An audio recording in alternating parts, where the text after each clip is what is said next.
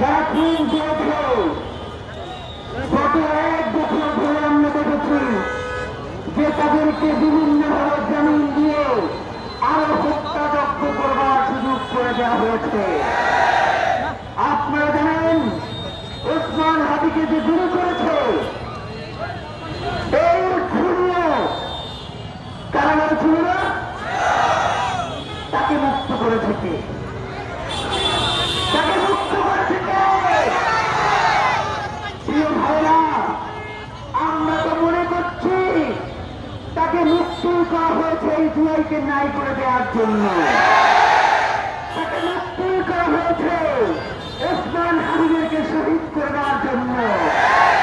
নয়তো একজন পেশাদার খুনি যাকে অফিসার গ্রেফতার করা হয়েছে তিনি কিভাবে জামিন পান আমরা জানতে চাই। তাদের যারা জামিনের ব্যবস্থা করে দিয়েছেন আপনাদের কাছে জানতে চাই, আপনাদের সন্তানকে যখন এই বাংলার জন্য হত্যা করা হবে তখন কিন্তু আমরা ঘরে বসে থাকবো না, আমরা তার জন্য এই রাজপথে এসে দাঁড়াবো।